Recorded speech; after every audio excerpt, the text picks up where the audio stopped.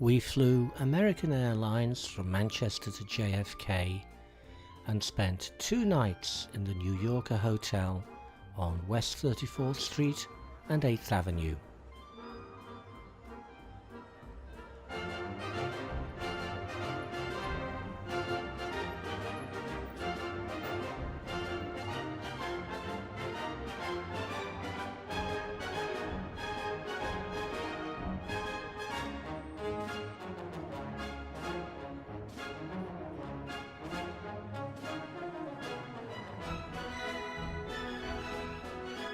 In the morning, we took the subway to Battery Park on the southern tip of Manhattan and were in time to see some of the ships arriving for Fleet Week. We've pre-booked a tour with statue cruises that will take us to see the Statue of Liberty and Ellis Island.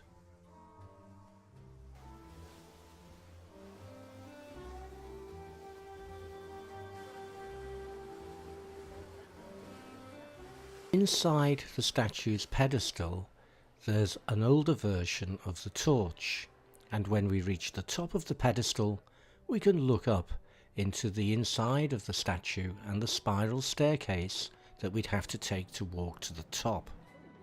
But we're not going any higher. This is about 150 feet above ground, and that's high enough for us.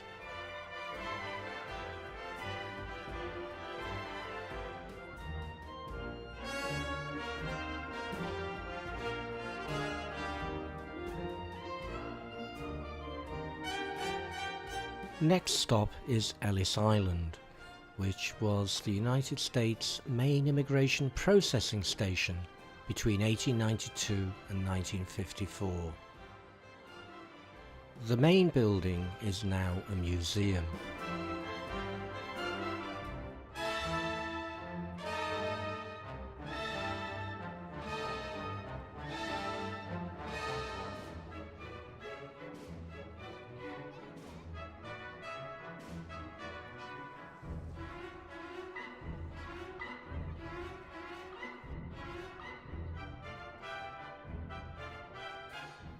Back to Battery Park, and this is Castle Clinton, dating from 1811. The sphere is a sculpture that was displayed at the World Trade Center and was damaged in the 9/11 attacks. It's been placed here at Battery Park as a memorial.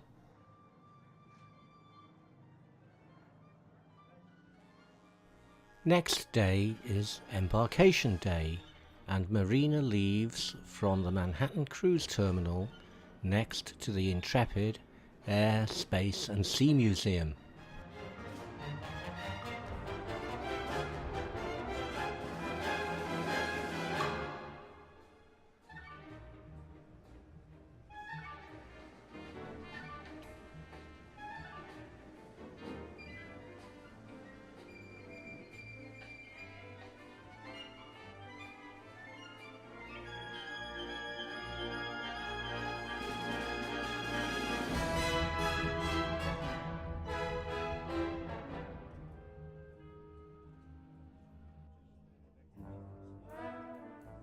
Marina passes the Statue of Liberty and heads out into the Atlantic Ocean to sail north towards the Gulf of Maine.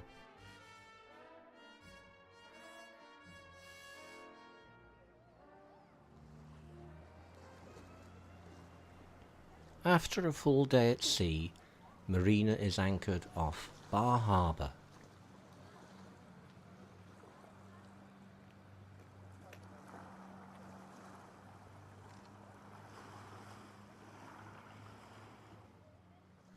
Bar Harbor is a small town on the northeast coast of Mount Desert Island, Maine.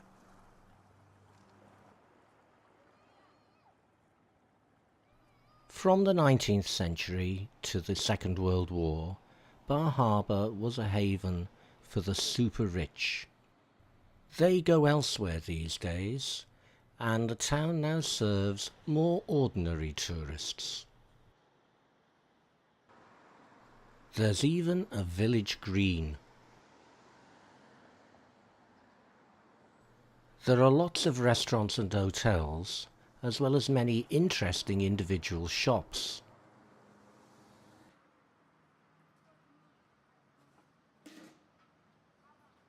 That's genuine original Tiffany glass on the clock.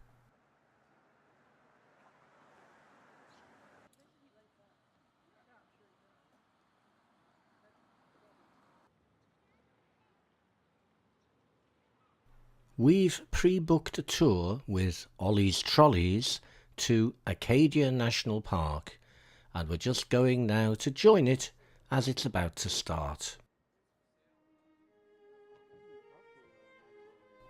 Our first stop is on Cadillac Mountain, with a view over Bar Harbour and our ship at anchor. At 1,500 feet, Cadillac is the highest mountain on the eastern coast of the United States.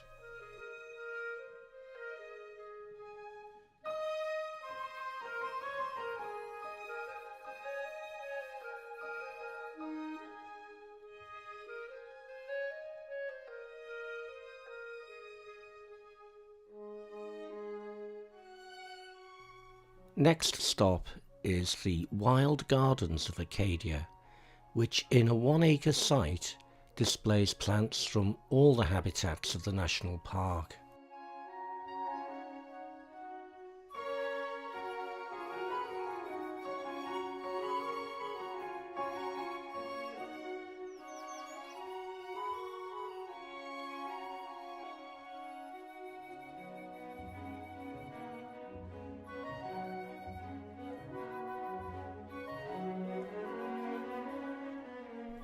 Our next stop is on the granite cliffs, displaying the characteristic pink granite of this area.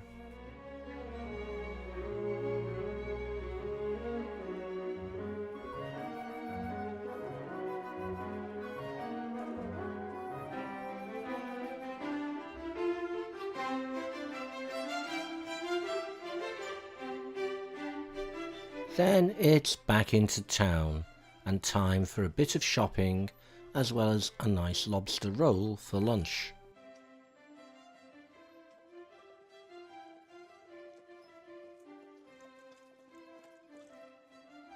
Time to reboard Marina and an overnight sail to Halifax, Nova Scotia. We've pre-booked a shared taxi tour, and it starts with a drive around Halifax. This is part of a ship's anchor that was blown halfway across the city in 1917 when a ship exploded in the port. In fact, there was a running theme throughout the tour of maritime disasters in Halifax history.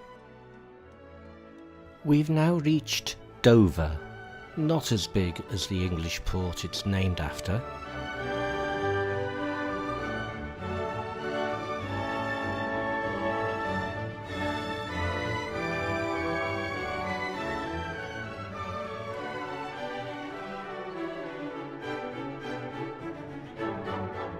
This is Peggy's Cove, about 25 miles from Halifax. This is the traditional way of building foundations for these waterside buildings, and this is the modern way using concrete. Not as good looking.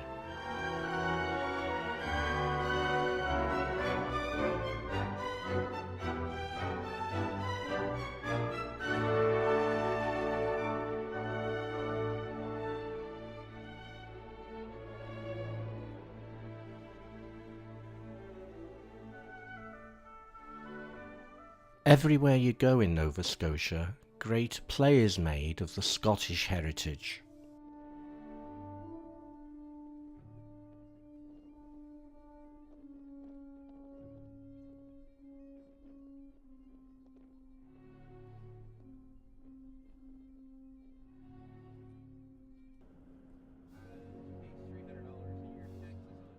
Heading back towards Halifax now.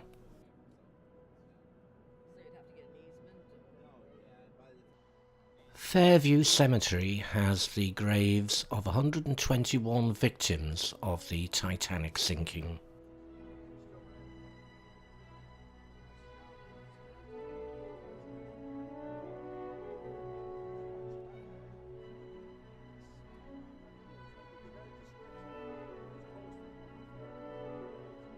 Fort George on Citadel Hill was established in 1749, when Britain and France were contending for control of this part of North America. The town clock has been keeping time since 1808. Overnight, we sail round the coast of Nova Scotia to Sydney. Marina is berthed next to what is described as the largest ceilidh fiddle in the world. We opted to guide ourselves round the town with the map provided by the tourist office, and our first stop was St. Patrick's Church. Dating from 1830, this is now a museum.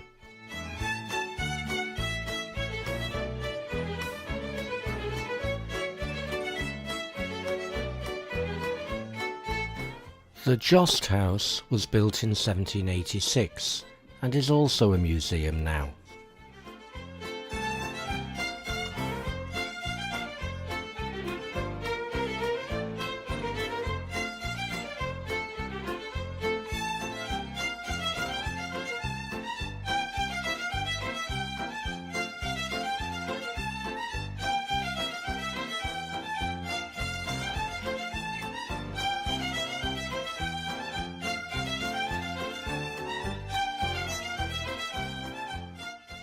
The Cosset House dates from 1787.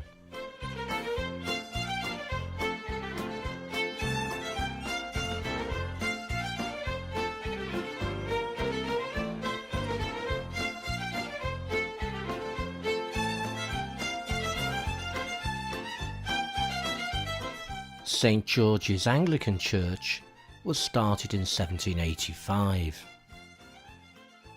When the Catholic community grew too large for St. Patrick's Church in the 1870s, they built Sacred Heart Church and moved here.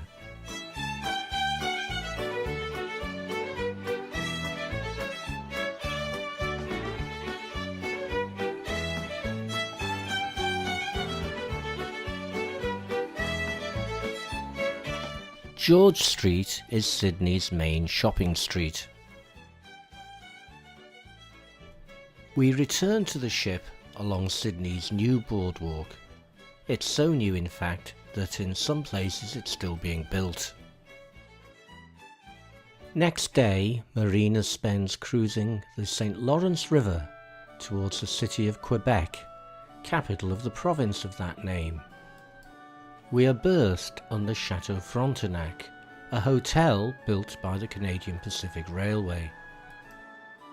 We walk from the cruise terminal towards the old town. Many of the old buildings have been or are being converted into bars and restaurants and such like. We're heading for the oldest part of Quebec, the Place Royale, where the oldest buildings date from the early 1600s.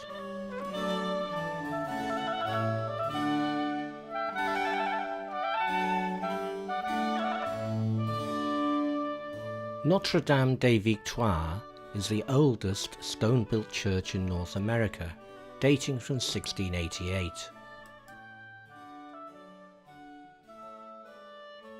This mural depicts the history of Quebec from its foundation to the present day.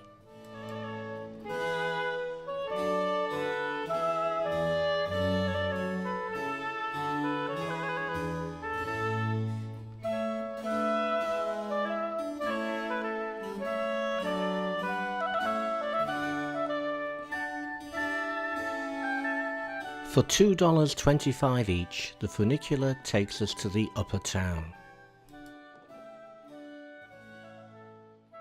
Samuel de Champlain was the founder of the city of Quebec.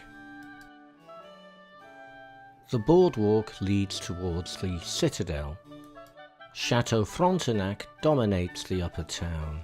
Inside we find a modern, very luxurious, expensive hotel.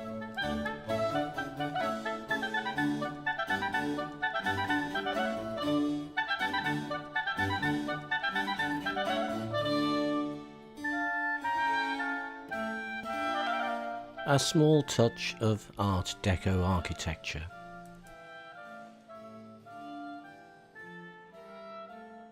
Town Hall Square.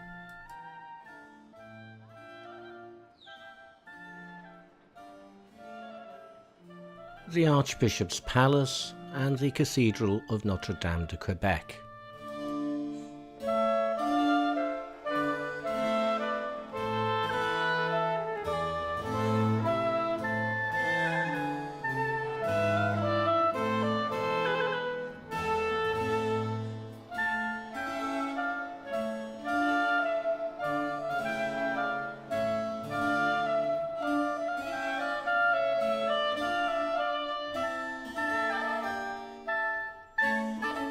French guns pointing at the English again.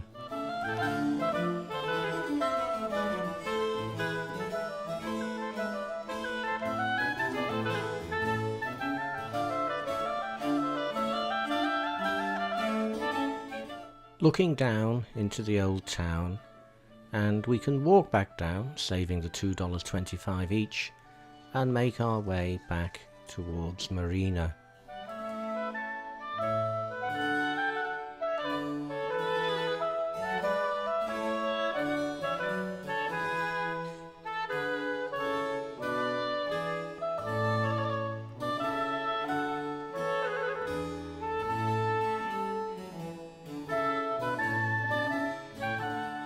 Back on board Marina for a final panorama of Quebec City, before setting sail back down the St. Lawrence River for another day's cruising, heading towards Newfoundland and the small city of Corner Brook. Corner Brook sits at the mouth of the River Humber, where it disgorges into the Bay of Islands. A memorial to Captain James Cook, who explored and mapped this area in the mid-18th century, stands high above the town. The paper mill in the port area uses locally sourced timber as its main input.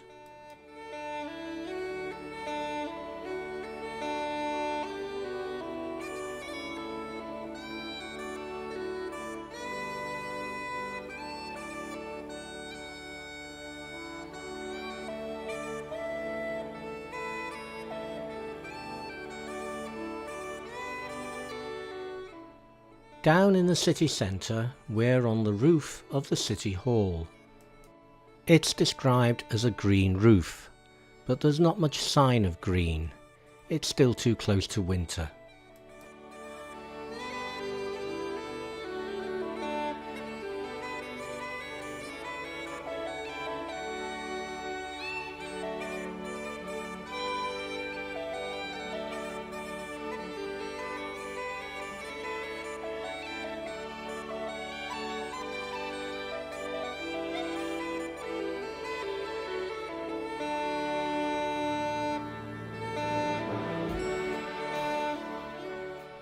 No idea why there's a moose on the war memorial.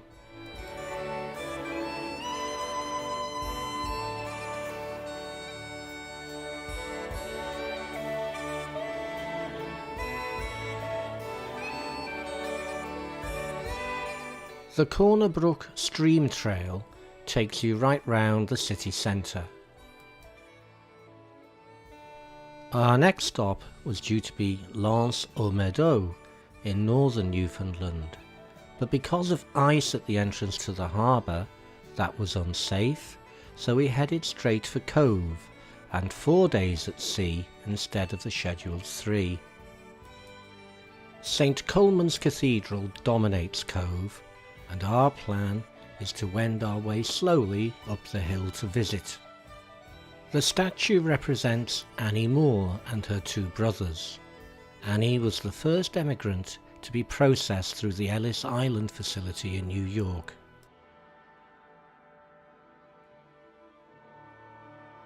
The memorial to those who died in the Ociania sinking in World War I.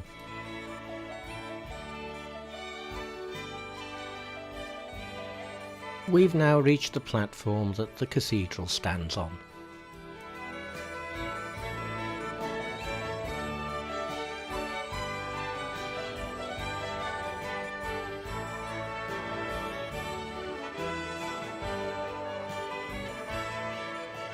The cathedral was built between 1868 and 1915, and the lead architect was Edward Pugin, the son of Augustus Pugin.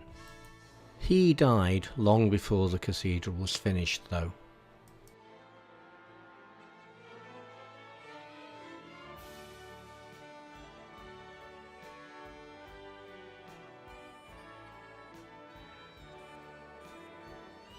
An interesting border pattern in this tiled floor. We head downhill for a look at the rest of the town.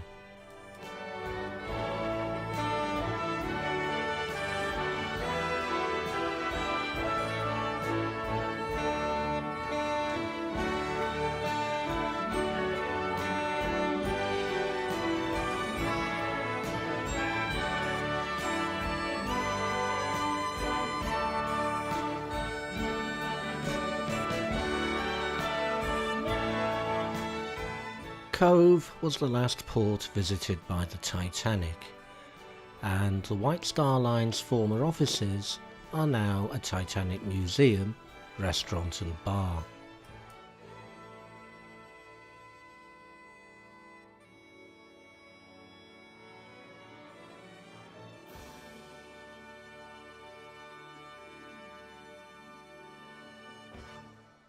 Overnight, Marina sails to Dublin, where we've pre-hired a car to take us initially to Malahide Castle, north of the city. Home of the Talbot family for nearly 800 years, the oldest parts of Malahide Castle date back to the 12th century.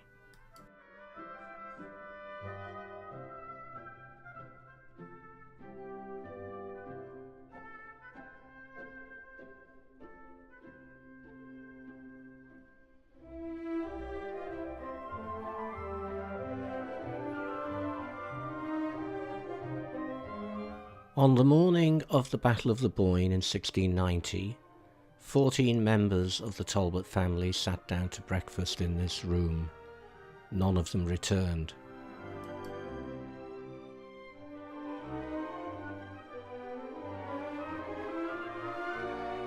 The castle and its estate were sold to the Irish government in 1975.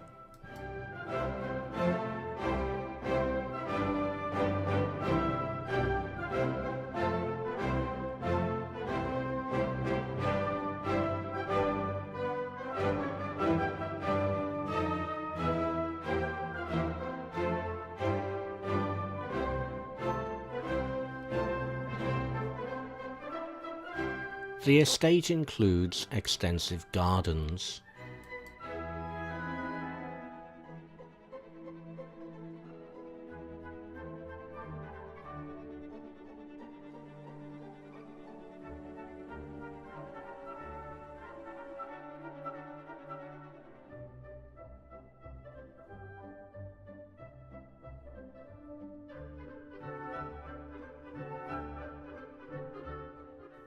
We move on to the coastal village of Howth, which is at the northern end of Dublin Bay.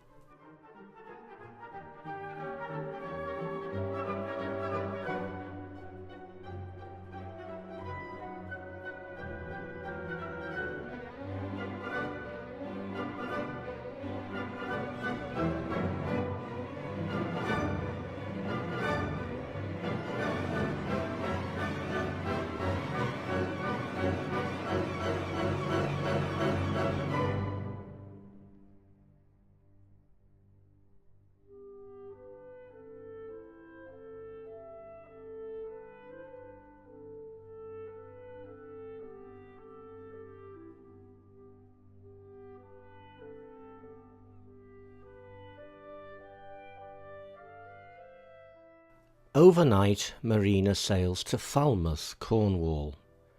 Unfortunately, the seas were too high when we reached Falmouth for safe tendering, so we didn't stay there very long.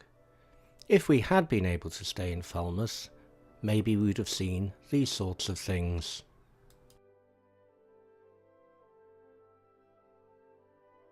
So, after a slow sail to Dover, we disembark and pick up our pre-arranged hire car for the drive home.